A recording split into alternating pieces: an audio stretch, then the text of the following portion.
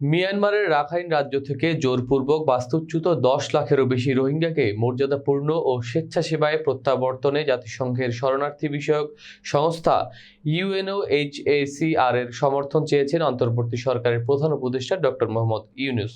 সোমবার প্রধান উপদেষ্টাকে ফোন করেন জাতিসংঘের শরণার্থী বিষয়ক হাই কমিশনার ফিলিপ্পো গ্যান্ডি। এ সময় তিনি সহযোগিতা চান। বিস্তারিত থাকছে ডেস্ক রিপোর্টে। প্রধান উপদেষ্টার প্রেস উইং থেকে পাঠানো বিজ্ঞপ্তিতে জানানো হয়, ইউএনএইচসিআর প্রধান অন্তর্বর্তী সরকারের নেতৃত্বকে অভিনন্দন জানাতে প্রধান উপদেষ্টা ডক্টর ইউনূসকে ফোন করেছেন।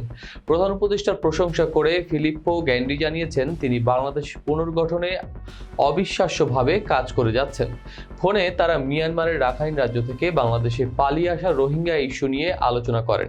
ডক্টর ইউনূস বাংলাদেশের শরণার্থী ক্যাম্পে বসবাসকারী ১০ লাখেরও বেশি রোহিঙ্গাকে মর্যাদাপূর্ণ ও স্বেচ্ছায় প্রত্যাবর্তন ও শরণার্থী শিবিরে বেড়ে ওঠা রোহিঙ্গা শিশুদের একটি উন্নত ভবিষ্যৎ গড়তে জাতিসংঘের শরণার্থী সংস্থার সহায়তা চেয়েছেন। ফিলিপ্পো গ্যান্ডি প্রধান উপদেষ্টাকে নিউ ইয়র্কে আসন্ন জাতিসংঘ সাধারণ পরিষদের বৈঠকের ফাঁকে রোহিঙ্গা সংকট নিয়ে একটি বৈঠকে যোগ দেওয়ার অনুরোধ জানিয়েছেন।